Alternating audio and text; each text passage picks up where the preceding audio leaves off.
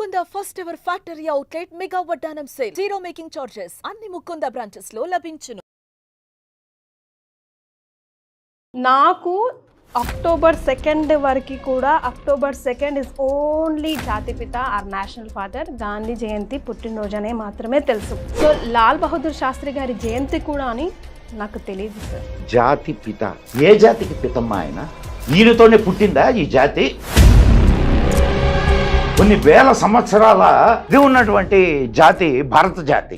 అటువంటి భరత జాతికి మధ్యలో ఒకడొచ్చి ఈయన జాతి పిత అంటే సరిపోతుందా? గాంధీ గొప్పవాడే, కానీ గాంధీకి జాతి పిత అనేటటువంటి గౌరవాన్ని ఇవ్వడానికి మాత్రం నాకు ఇష్టం లేదు. ఈ సంస్కృతికి ఈ జాతికి నడక నేర్పినటువంటి మహానుభావులు లక్షల్లో ఉన్నారు. వాళ్ళెవ్వరికీ లేని క్వాలిటీ ఈయనకేంటి? పోనీ ఈయన ఒక్కడి వల్లే భారతదేశానికి స్వాతంత్రం వచ్చిందా? మనకు స్వాతంత్రం రాలా తెలుసా నీకు? 1947 ఆగస్టు 15 వచ్చింది. స్వాతంత్రం కాదు, అధికార బదిలీ మాత్రమే. గాంధీ మహాత్ముడే, కానీ జాతిపిత కాదు. తండ్రి ఎవడూ లేడు. భారతదేశానికి స్వాతంత్రం వచ్చిందో రాలేదో తెలియదు, కానీ హిందువులకు మాత్రం ఇంకా స్వాతంత్రం రాలా ఈ దేశంలో. దేవుడా అంతర్యామి సర్వంతర్యామి అంటూ ఉంటారు కదా, మనం ఇంట్లో కూడా పూజ చేసుకున్నా ఆయన ప్రసన్నం చేసుకోవచ్చు కదా. ఆలయాల్లోకే ఎందుకు వెళ్తాం? అక్కడున్న సైన్స్ ఏంటి? అక్కడున్న మ్యాగ్నెటిక్ పవర్ ఏంటి? ఏమీ లేదంటారు. మక్కా ఎందుకు? మక్కాలో రాతికి ఎందుకు పూజ చేస్తారు? ఏ పని చేసిన వాళ్ళు మక్కా వైపు తిరిగి ఎందుకు ప్రార్థనలు చేస్తారు? అది రూపం కాదా? ఆలయ నిర్మాణం నన్ను అడిగితే శిల్పులు రాసిన కవితలు ఆలయాలు. నిజంగా సార్, ఎంత అద్భుతమైన కవితలు రాశారమ్మా, అంటే కళ్ళు చెదిరిపోతాయి. దాంట్లో సైన్స్ని ఇంక్లూడ్ చేశారు. తిరుపతికి వెళ్ళావు, తిరుపతి దేవుడి యొక్క కథ ఏంది తెలుసా నీకు? స్థల పురాణం ఏంది? చారిత్రక ఆధారాలు ఏమిటి? నువ్వు ఏదైనా దేవాలయానికి పోయావు, నమస్కారం పెట్టుకున్నావు, గమ్ముగా వచ్చావు. నువ్వు ఎందుకు పోయావు? ఏం చేసావు? అక్కడ నమస్కారం పెడితే అయిపోతా? ఇప్పుడు నవరాత్రుల సీజన్ ఎలాగో కాబట్టి ఈ నవరాత్రుల వెనకాల సైన్స్ ఏమైనా ఉందా? బతుకమ్మ పండుగ వెనకాల ఉండాల్సిన స్టోరీ ఏంటి? సో ఈ 9 రోజులు నువ్వు ఏం పాటిస్తావు చెప్పు నాకు? నువ్వు ఇక్కడేమో బొమ్మను పెట్టుకొని తల్లిని ఆరాధిస్తా, ఇంటికి పోయి అమ్మకు కూడి పెట్టకుండా ఉంటే ఇంకేంటి?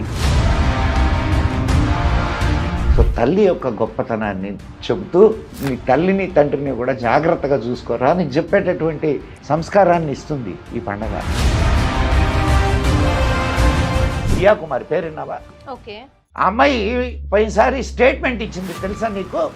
ఏమని? రాముడు మా పూర్వీకుడు అని. రాముడు అక్కడే పుట్టాడు అన్నదానికి నమ్మకమైంది, అసలు రాముడు ఉన్నాడు అన్నదానికి నమ్మకమైందని అంటే ఆ అమ్మాయి కోర్టులో చెప్పింది అండ్ మీడియాని పిలిచి అవన్నీ చూపించింది. అందుకే కదా భారతంలో లేనిది ప్రపంచంలో ఎక్కడా ఉండదు, ప్రపంచంలో ఉన్నదంతా భారతంలో ఉంటుంది అని అంటారు.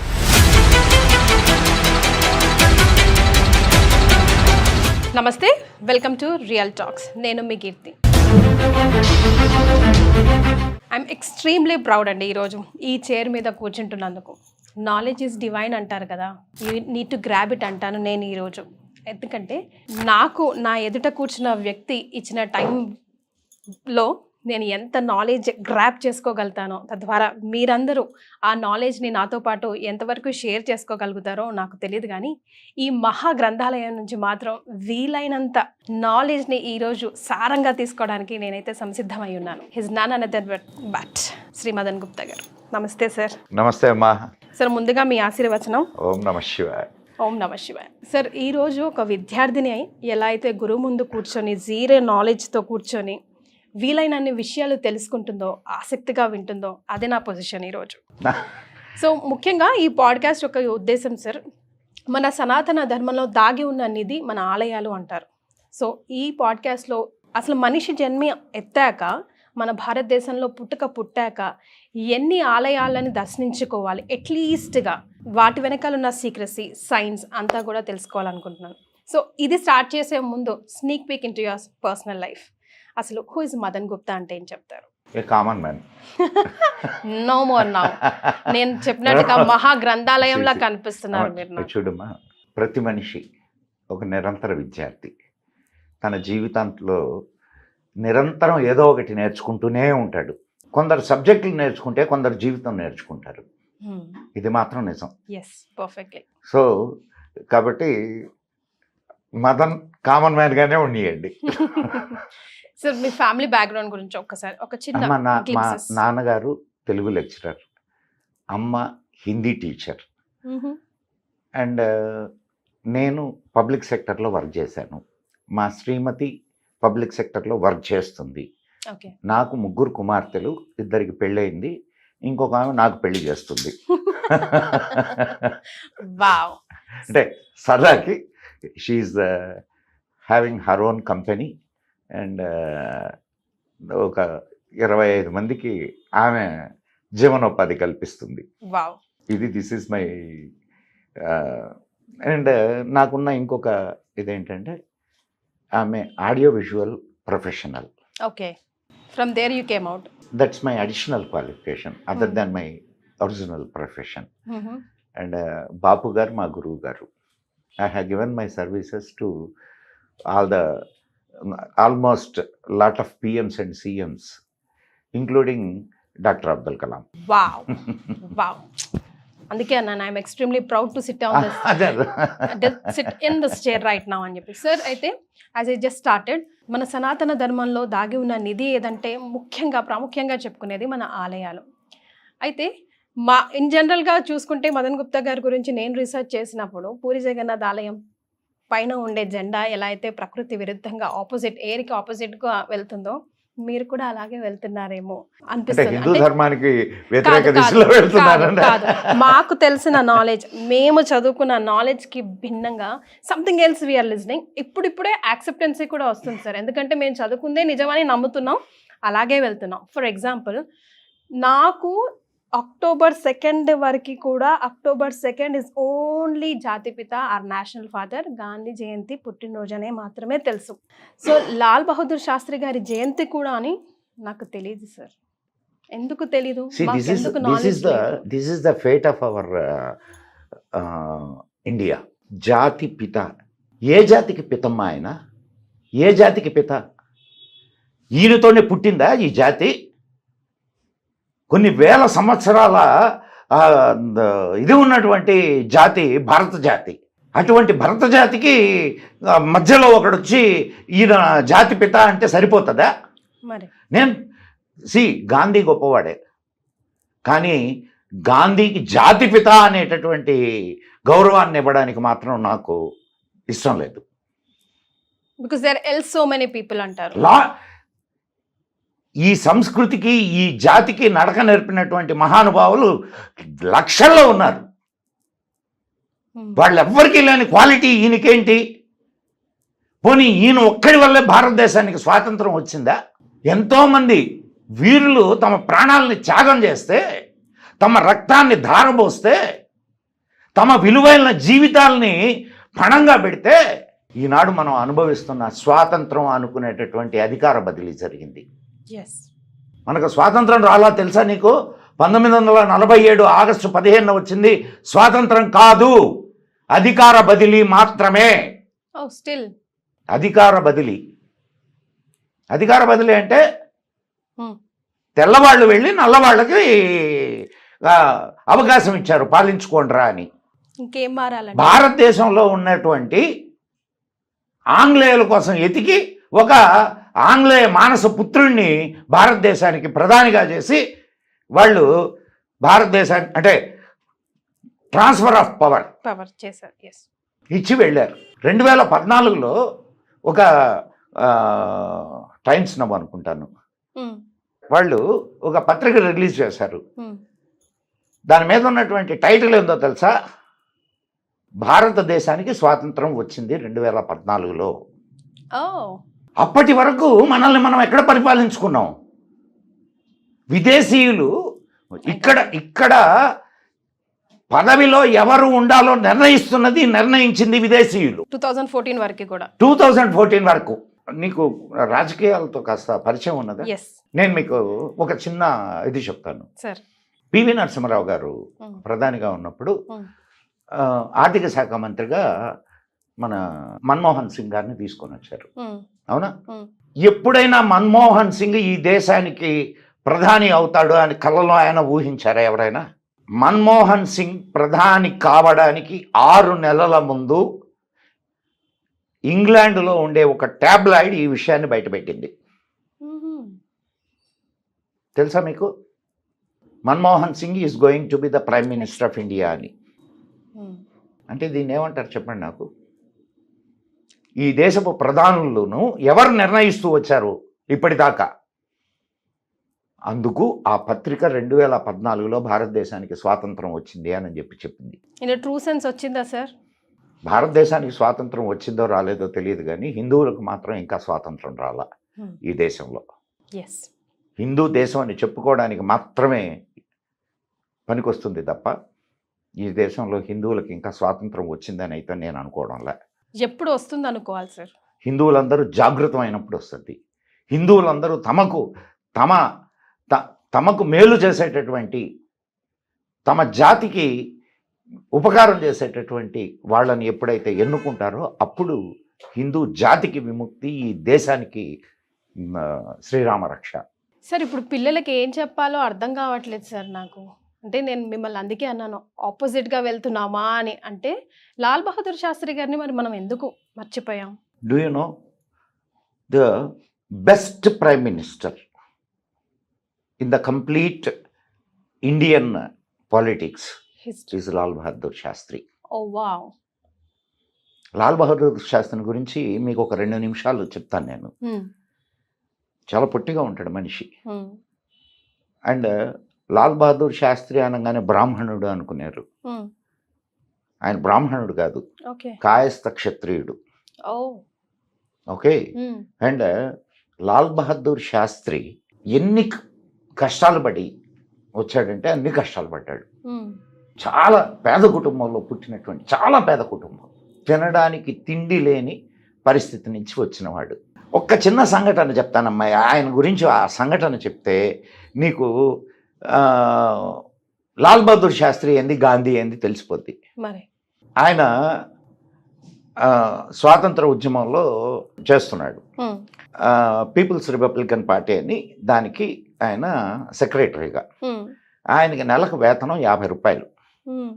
ఒకసారి ఆయన అంటే జైలుకి వెళ్ళినా, ఆయన స్వాతంత్ర పోరాటం కదా, జైలుకి వెళ్ళిన ఇంటికి 50 రూపాయలు ఆ సెక్రటరీ పంపించేసేవాడు. ఒకసారి ఈయన ఇంటికి వచ్చాడు లాల్ బహదూర్ శాస్త్రి. ఇంటికి వచ్చి భార్యని అడిగాడు, ఏమే 50 రూపాయలు పంపిస్తున్నాను, నీకు సరిపోతున్నాయా అండి, సరిపోతున్నాయా అని అడిగాడు. ఆమె ఏం చెప్పిందో తెలుసా? ఏమండి ఇంకా 10 రూపాయలు మిగులుతున్నాయండి అన్నది సంతోషంగా. వెంటనే ఆయన సెక్రటరీని పిలిచి, ఇంటికి 40 రూపాయలు సరిపోతున్నాయంట, మీరు ఇంకా 40 రూపాయలు పంపించండి, ఆ 10 రూపాయలు ఇంకెవడైనా అవసరం ఉన్న వాడికి ఇవ్వండి అని చెప్పాడు. This is Lal Bahadur Shastri. ఆయనతో ఇంకొకరిని పోల్చడానికి కూడా లేదు. ఆయన కాశ్మీర్లోకి మళ్ళీ సైన్యాలు చుచ్చుకు వస్తున్నాయి, పాకిస్తాన్ సైన్యాలు. ఏం చెప్పాడో తెలుసా ఆయన? మన సైనికాధికారులు ఆయన దగ్గరకు వచ్చి, సార్ ఇట్లా ఉంది పరిస్థితి అని, మీ చేతిలో సైన్యం ఉందా అని అడిగాడు. వీళ్ళు బెత్తరపోయారు. సైనికాధికారులను మీ చేతిలో సైన్యం ఉందా? వాళ్ళు కాశ్మీర్ తీసుకుంటే మీరు లాహోర్ తీసుకోండి. లాహోర్కి 10 కిలోమీటర్ల దూరం వరకు వెళ్ళిపోయారు మన సైన్యం, తెలుసా మీకు? ఇక ప్రపంచవ్యాప్తంగా అమెరికా మాట ఈయన వినడు, అమెరికా మాట శాస్త్రి గారు వినరు, అందుకే జయంతి చెయ్యం. అందుకని రష్యా వాళ్ళ చేత చెప్పించి, అప్పటికి రష్యాతో మనకు మంచి సంబంధాలు ఉండి ఈనాటికి ఉన్నాయి, రష్యా వాళ్ళ చేత చెప్పించి యుద్ధాన్ని ఆపించారు. చిన్న ఇది కాదు, మీకు ఇంకొక సంఘటన చెప్తాను నేను. ఈ రోజుకి చాలామంది సోమవారం పూట ఉపవాసం ఉంటారు, సోమవార వ్రతం అని అంటారు. విన్నారా? అసలు అది ఎట్టొచ్చిందో తెలుసా మీకు? చెప్తానండి. లాల్ బహదూర్ శాస్త్రి గారు ప్రధానమంత్రిగా తీసుకున్న సమయానికి ఇక్కడ పంటలు చాలా తక్కువ ఉండేవి. ఓకే. అందరికీ సరిపోయేంత పంట పండేది కాదు. అందుకని మనకు ఎర్ర గోధుమలు అమెరికా వాళ్ళు పంపించేవాళ్ళు ఇక్కడికి. ఆ గోధుమలు తెచ్చుకోవడానికి వాళ్ళు అనేక ఆంక్షలు విధించేవాళ్ళు మన మీద. అప్పుడు శాస్త్రి గారు వాళ్ళ సెక్రటరీని పిలిచి చెప్పాడు, గోధుమలు ఆపేయండి అని. మనకొద్దు, గోధుమలు తీసుకోవద్దు అని. సెక్రటరీ, సార్ అన్నంలాగా చచ్చిపోతారు సార్ జనాలు అని అంటే, నేను మాట్లాడతానని ఆయన రేడియోలోకి వచ్చి ఆయన ఒక ఇది చెప్పాడు, ప్రతి సోమవారం ఒక్క పూట మీరు భోజనం మానేయండి, భారతదేశంలో ఉన్న ఆహార సమస్య తీరుద్ది, ప్రతి ఇంట్లో పంటలు పండించండి, పెరట్లో పంటలు పండించండి, వీలైనంత భూమిని దున్నండి. ఆయన అప్పుడు ఒక మాట అన్నాడు, భూకేసే మరేంగే మగర్ అపమాన్ కా ఖానా నహి ఖాయేంగే. ఆకలితో చస్తాం కానీ అవమానపు తిండి మాత్రం తినం. ఆయన ఇచ్చినటువంటి ఆ రోజు ఆయన ఇచ్చిన పిలుపుకు దేశం అంతా స్పందించి సోమవారం రోజు ఒక పూట భోజనం మానేశారు. దాన్ని సోమవార వ్రతంగా ఈనాటికి మనం పాటిస్తున్నాం. అది లాల్ బహదూర్ శాస్త్రి. Super sir. దానికి ముందు ఏది శాస్త్రి గారికి ముందు నెహ్రూ గారి సమయంలో అంటే లాంగ్ విజన్ లేకపోతే దేశం ఏమవుతుంది అనే దానికి పెద్ద ఉదాహరణ నెహ్రూ పరిపాలన. నేను అది దాని గురించి ఇప్పుడు మాట్లాడను, తర్వాత మనం ఎప్పుడైనా మాట్లాడుకుందాం. ఆయన పంచశీల సిద్ధాంతాన్ని అప్పుడు అబ్బా ఇంకా చైనాతో స్నేహం అండ్ పాకిస్తాన్తో సత్సంబంధాలు, ఇది మన దీన్ని వాళ్ళు ఆక్యుపై చేసిన పంచశీల సిద్ధాంతం. ఇంకా మనకు యుద్ధాలు లేనప్పుడు సైన్యంతో అవసరమే ఉంది, ఎందుకు అనవసరంగా సైన్యం మీద ఖర్చు పెడతాం. సైన్యాన్ని తగ్గించాడు. 1962లో చైనాతో యుద్ధం వచ్చినప్పుడు భయంకరంగా ఓడిపోయాం. 64,000 కిలోమీటర్లు చైనాకు దారాదత్తం చేసాం. ఆక్సాయి చిన్ను, ఈరోజు మన కైలాష్ మానస్ సరోవర్, ఇవన్నీ ఆ టైంలో మనం పోగొట్టుకున్నాయి. సో శాస్త్రి గారు వచ్చిన తర్వాత సైన్యాన్ని కూడా డెవలప్ చేయడం మొదలుపెట్టాడు. పటిష్టమైనటువంటి ఒక్కటే గుర్తుపట్టుకోమ్మా, ఎప్పుడైనా సరే నీ దగ్గర పవర్ ఉంటేనే నిన్ను గౌరవిస్తారు. అంతే. అది ఆర్థికంగా కానీ శారీరకంగా కానీ. పవర్ అనేది నీ దగ్గర లేకపోతే నీకు గౌరవమే ఇవ్వరు. ఈరోజు అది నిరూపితమైంది. ఈరోజు భారతదేశం అటు ఆయుధ సంపత్తిలో కానీ, ఇటు ఆర్థిక విధానాల్లో కానీ, ఇటు ప్రపంచవ్యాప్తంగా ఉన్నటువంటి ఈ దౌత్యపరమైనటువంటి విషయాల్లో కానీ అద్భుతమైన విజయాలను సాధిస్తుంది. ఈరోజు భారతదేశానికి ఎంత పేరు ఉంది ప్రపంచవ్యాప్తంగా, అవునా కదా? ఎగ్జాక్ట్లీ. ఐదవ స్థానంలో ఉంది భారతదేశం. ఇది ఎకనామికల్గా మనం అవునమ్మా, ఆర్థిక పరంగా 5వ స్థానంలో ఉంది. కానీ మనం ఎప్పుడో అంటే వేదాల పరంగా వీఆర్ ఆల్రెడీ డెవలప్డ్. మనకి శ్రీకృష్ణుడు ఉన్నాడు. మా తాతలు మేము నేతలు తాగారు, మా మూతులు వాసలు చూడమని ఒక సామెతమ్మా. ఎస్, దీన్ని సోనేకి చిడియా అనేవాళ్ళు భారతదేశాన్ని. సోనేకి చిడియా అంటే బంగారు పిచ్చుక అనేవాళ్ళు. కాబట్టే దారిన పోయేవాడంతా వచ్చి దోచుకొని పోయాడు ఈ దేశాన్ని. గత కొన్ని వేల సంవత్సరాలలో లేని దోపిడీ బ్రిటిష్ వాళ్ళ టైంలో జరిగింది. ఆ 200 ఇయర్స్ 200 ఇయర్స్ కూడా కాదమ్మా, 150 ఇయర్స్ 150 ఇయర్స్ భారతదేశాన్ని వాళ్ళు పరిపాలించింది. అంతకుముందు మరి 1000 సంవత్సరాలు మహమ్మదీయులు పరిపాలించారు కదా. అవునమ్మా, అప్పుడు వాళ్ళు దోచుకొని పోయారు. వాళ్ళు ఇక్కడ పాలించడం మొదలుపెట్టి ఇక్కడున్న ఆర్థిక వ్యవస్థ మీదేమి ఇది చూపించాల. అయితే ఇక్కడున్న వీటిల మీద ఇక్కడ కూడా వాళ్ళ వ్యాపారాలు మొదలు పెట్టారు. వాళ్ళలో కూడా చాలా వ్యాపారస్తులు ఉన్నారు ఇక్కడ. దాంట్లో ఏమి మనం చేయాల్సిన పనులు అయితే. కాకపోతే దారుణాలు చాలా చేసేవాళ్ళు, అకృత్యాలు చాలా చేసేవాళ్ళు, దట్స్ ఎ డిఫరెంట్. కానీ ఆర్థిక పరంగా చాలా పటిష్టంగానే ఉండింది అమ్మాయి.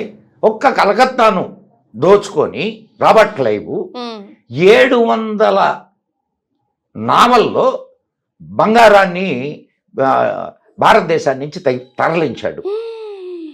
700 నావల్లో. అది కూడా వాళ్ళ నావల్ కాదయ్యి, భారతదేశం వాళ్ళవి. భారతదేశంలో నావల్ని అద్దెకు తీసుకొని. ఇది కదా మన దౌర్భాగ్యం అంటే.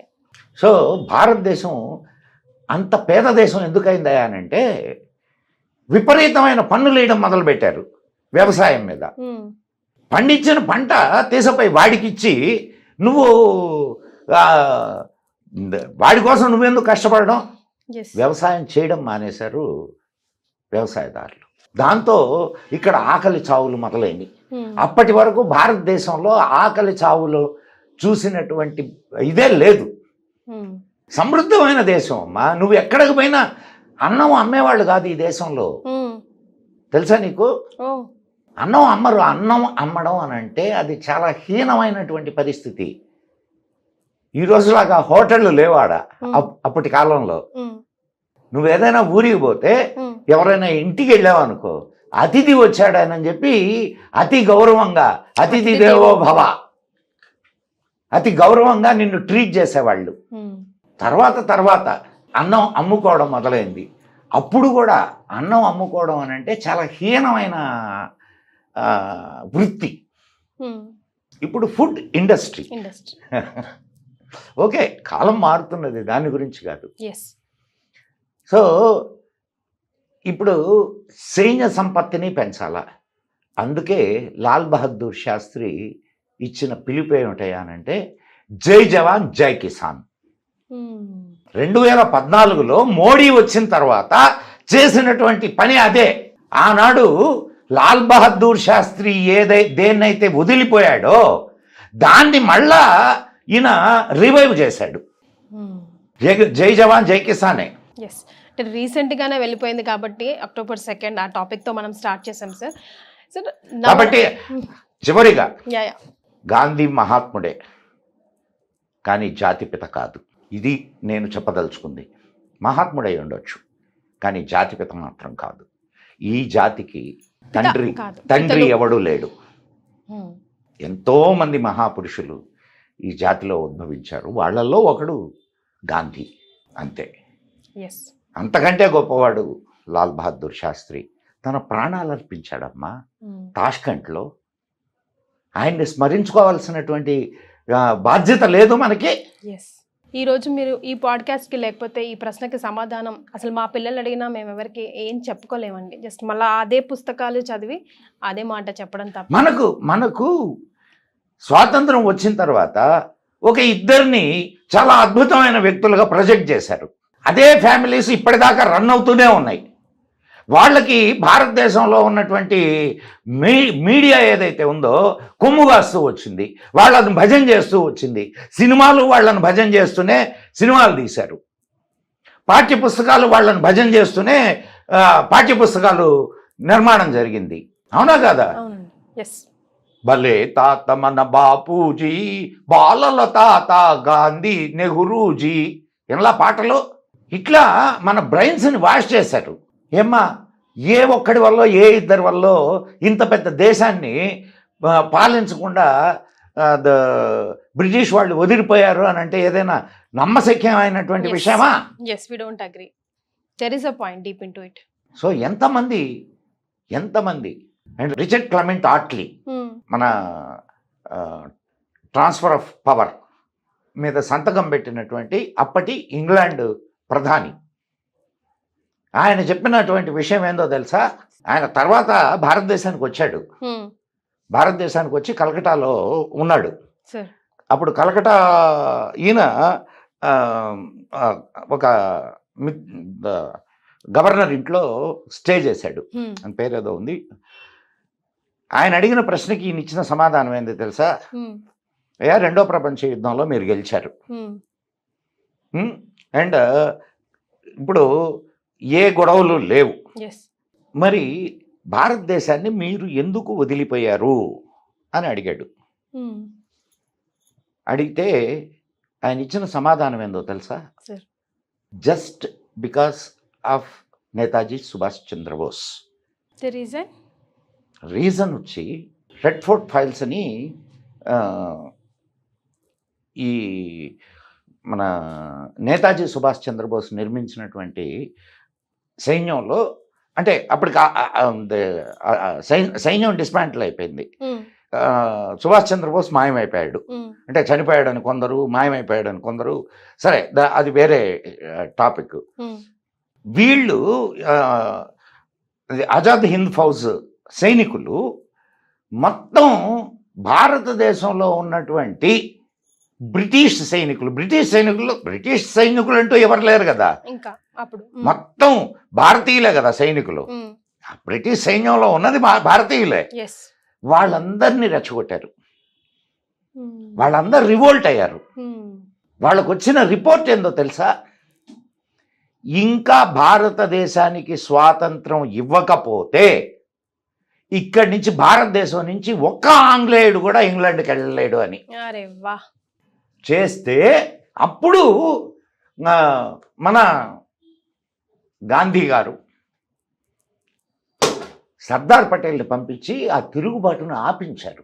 అందువల్ల భారతదేశం వదిలిపోయారు వాళ్ళు. అండ్ ఇంకొక మాట అడిగాడు ఆయన, ఎవరిని, క్లెమెంట్ ఆట్లీని. ఏమని అడిగాడు తెలుసా? What is the impact of Gandhi అని అడిగాడు తెలుసా? ఆయన ఇచ్చిన సమాధానం ఏందో తెలుసా? Very minimal. ఆయనకి ఎందుకు ఆ డౌట్ వచ్చిందో ఆ క్వశ్చన్ రైజ్ చేయాలి. అదే ఇప్పుడు నువ్వు నేను ఏం చదువుకుంటున్నావు? ఇప్పుడు నువ్వు నేను ఏం చదువుకుంటున్నావు అమ్మా? నేను కూడా అదే చదువుకున్నా. నువ్వు చదివిందే నేను చదువుకున్నా, మన పిల్లలు చదువుకుంటున్నారు. సో ఇది అసలు కథ. సో మదన్ గుప్తా గారు మన ముందు కూర్చున్నాక చరిత్రలోకి, హిస్టరీలోకి వెళ్లకుండా మనం అసలు కార్యక్రమాన్నే మొదలు పెట్టలేము. Sir, back to the history of temples. Right అమ్మా. మన భారతదేశంలో అత్యంత పురాతనమైన సంపద ఏదైనా ఉంది అంటే అది ఆలయం. అంటే దేవుడా అంతర్యామి, సర్వంతర్యామి అంటూ ఉంటారు కదా. మనం ఇంట్లో కూడా పూజ చేసుకున్నా ఆయన ప్రసన్నం చేసుకోవచ్చు కదా. ఆలయాల్లోకి ఎందుకు వెళ్తాం? అక్కడున్న సైన్స్ ఏంటి, అక్కడున్న మ్యాగ్నెటిక్ పవర్ ఏంటి, అక్కడున్న కాస్మిక్ ఎనర్జీ ఎట్లా మనం కనెక్ట్ చేసుకుంటాం? గుడ్ మంచి ప్రశ్న అమ్మాయి. అసలు దేవుడిని ఆరాధించడానికి ఆలయం కావాలా? నువ్వు అన్నావు కదా, ఒక్క హిందువే అనగలదు ఈ మాట. I appreciate your question. ఒక్క హిందువు మాత్రమే సర్వాంతర్యామి అయినటువంటి భగవంతుడికి ఆలయం ఎందుకు? ఇదే కదా మంచి ప్రశ్న. సర్వాంతర్యామి ఆయన, కానీ ఆ సర్వాంతర్యామిని నువ్వు ఊహించగలవా? ఊహించలేను. మేబీ ఐ కెన్ ఫీల్ కాగలవా? మేబీ అంటే ఉన్నాడేమో అనుకుంటాను. ఉన్నాడు అనేది నువ్వు చెప్తున్నావు, ఉన్నాడు అని చెప్తున్నావు. కానీ ఎట్లున్నాడు, ఎక్కడున్నాడు, ఏం చేస్తున్నాడు, తన స్వరూపం ఏంది, తన పేరేంది, ఊరేంది ఊహించగలవా? ఊహించలేము. బట్ మిగతా మతాల వాళ్ళ ఫర్ ఎగ్జాంపుల్ గా తీసుకుంటే వాళ్ళకు కూడా లేవు కదా. బట్ దే స్టిల్ రూపాలు లేవు కదా. ఏం లేవు వాళ్ళకు కూడా. ఒక రూపం ఉన్నా ఒకటే. నేను బైబిల్ నుంచి ఒక మాట చెప్తా. ఫస్ట్, భగవంతుడు తనలాగే యాడమ్ను సృష్టించను. బైబిల్ వాక్యం. యాడమ్కి రూపం ఉందా? యాడమ్కి రూపం ఉందా లేదా?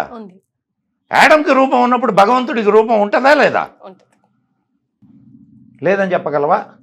సరే, ఓకే. వాళ్ళు ఏ రూపాలు, ఏ గుర్తులు లేకుండానే ప్రార్థనలు చేస్తున్నారా? సిలువ పెట్టుకొని ప్రార్థన చేస్తున్నారా లేదా? అంటే ఒక గుర్తు అవసరం, ఒక గుర్తు అవసరం. Right, okay. క్రిస్టియన్లు, ముస్లిమ్స్ ఏమీ లేదంటారు. మక్కా ఎందుకు? మక్కాలో రాతికి ఎందుకు పూజ చేస్తారు? ఏ పని చేసిన వాళ్ళు మక్కా వైపు తిరిగి ఎందుకు ప్రార్థనలు చేస్తారు? అది రూపం కాదా? మక్కాలో ఉండేది ఒక రూపం కాదా? శిల రూపం కాదా? మాకు ఒకటే, రెండో, మూడో, మీకు ఇంత కోట్లాది మంది. ఆ కన్ఫ్యూజన్ లో మీరు అసలు ఎవరిని ప్రార్థించకపోతున్నారు? ఏ కన్ఫ్యూజన్ లేదు హిందువులకి ఏ కన్ఫ్యూజన్ లేదు. హిందువులు వెరీ క్లియర్ ఇన్ దైర్ పూజా పద్ధతి. వాళ్ళు చాలా క్లియర్గా ఉన్నారు. For example sir. For example, నువ్వు ఈ ఆఫీస్లో పనిచేస్తున్నావా? సార్, ఈ ఆఫీస్లో ఎంతమంది ఉన్నారు? More than 500 members. అంటే నేను Yeah. నాకు తెలుసుకోవాలనే ఉద్దేశంతో కాదు, చెప్పాలనే ఉద్దేశంతో కాదు. సుమన్ ఒక్కడ జాలడా ఇవన్నీ చేసుకోవడానికే? సుమన్ ఒక్కడ సరిపోతాడా లేదా? సరిపోలేడు. Multiple things. సుమన్ సరిపోడు కాబట్టి సుమన్కి వీళ్ళందరూ సహాయం చేస్తున్నారు కాబట్టి సుమన్ టీవీ ఒకటి ఇదవుతుంది, ఎమర్జ్ అయింది. మరి ఈ విశాల విశ్వాన్ని పాలించడానికి ఎంతమంది కావాలి? ఇప్పుడు 33 కోట్ల మంది దేవతలు సరిపోతారా? సరిపోరా? కావాలా పర్లేదా? కావాలి సార్. సో ప్రతి ఒక్క ఫినామినాకి ఒక God. Vishnu is the protector, Brahma is the creator, Rudra Shiva is the destroyer. అవునా కదా? 100% సార్. అండ్ నీకు పోషకుడు, ప్రొటెక్టర్కి ఏం కావాలా? విష్ణువు ప్రొటెక్టర్కి ఏం కావాలా? సపోర్ట్. ఏం సపోర్ట్ కావాలా? వెల్త్. ఓకే. అచ్చా. కాబట్టి లక్ష్మి భార్య. అవునా కదా? అవునండి. బ్రహ్మ క్రియేటర్కి ఏం కావాలా? జ్ఞానం, నాలెడ్జ్, సరస్వతి. డెస్ట్రాయర్ ఆయనకి ఏం కావాలా? శక్తి, మహాశక్తి.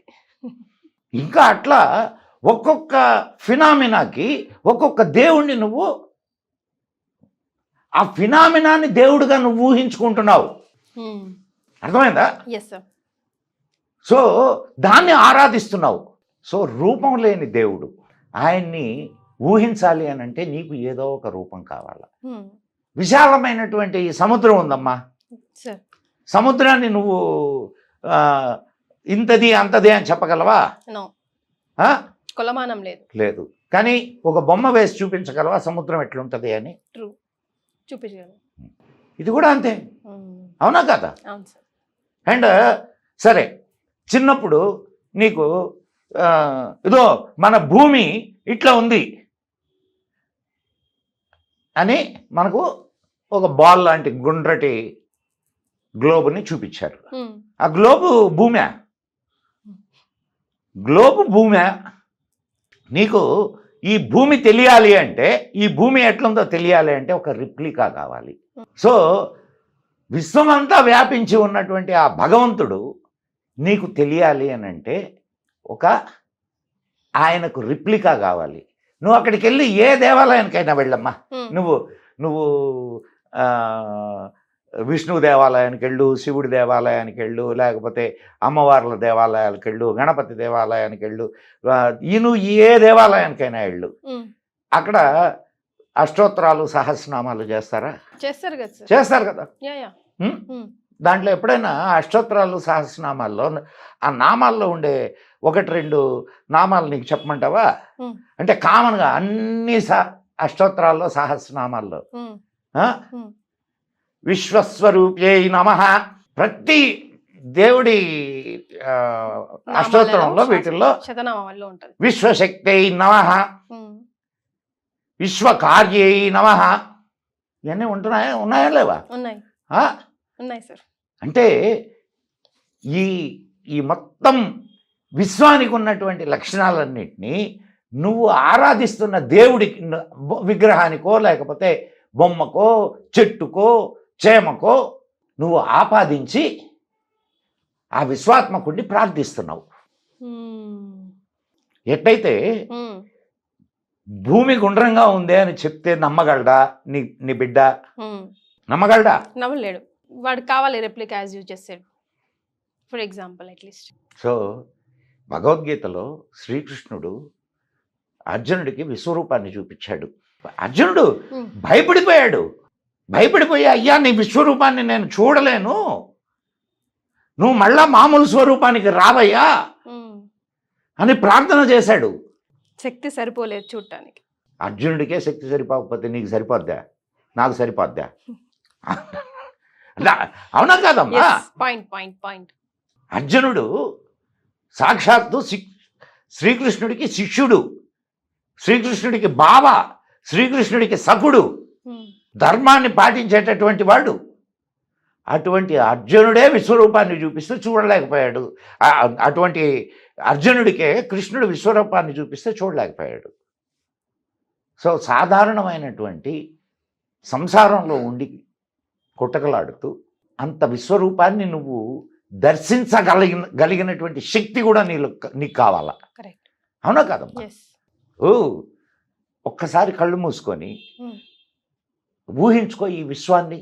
ఎన్ని కోటానుకో నీ ఒక్క పాలపుంతలో గెలాక్సీలో ఎన్ని గ్రహాలు ఉన్నాయి, ఎన్ని నక్షత్రాలు ఉన్నాయి, ఇట్లాంటి పాలపుంతలు కోటాను కోట్లు.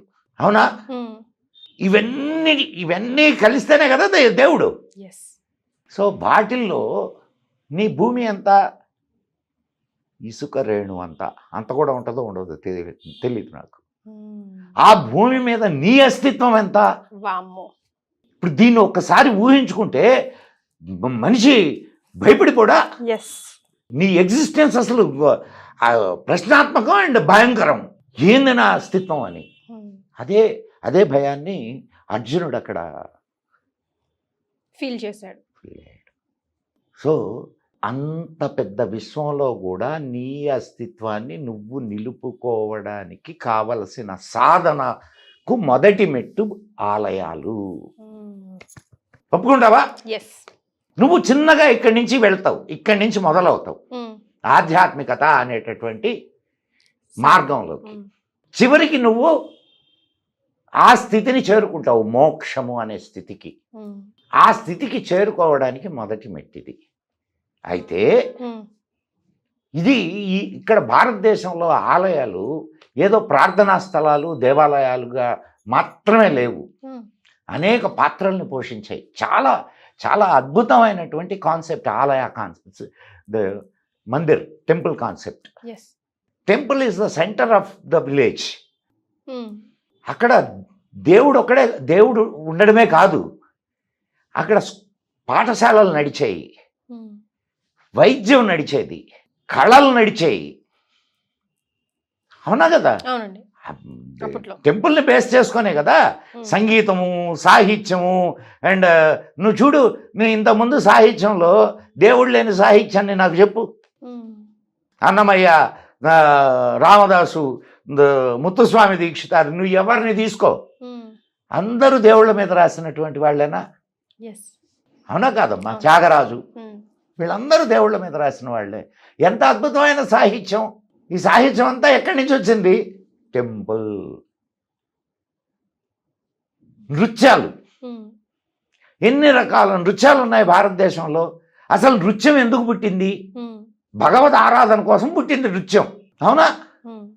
సరే, ఇప్పుడు వెర్రి తల్లలు వేస్తూ ఉంటుంది. ఎప్పుడు సమాజం నిలకడగా ఉండదు, సమాజం నడుస్తూ ఉంటుంది. సమాజం నడుస్తూ ఉన్నటువంటి ఈ క్రమంలో అనేకమైనటువంటి అంటే అనాచారాలు కూడా ఎంటర్ అవుతూ ఉంటాయి. వాటిని తొలగించుకుంటూ పోతూ ఉంటుంది సమాజం. అది ఒక్క భారతీయ సమాజానికి మాత్రమే వర్తించుద్ది. దక్షిణ ఇదిగో ఇక్కడ ఇట్లా రాసింది కాబట్టి ఇట్టే చేయాలా, అది భారతీయులకు లేదు. అది నీలో తప్పుంది అంటే తప్పుంది ఒప్పుకుంటారు. చైల్డ్ మ్యారేజెస్ తప్పు.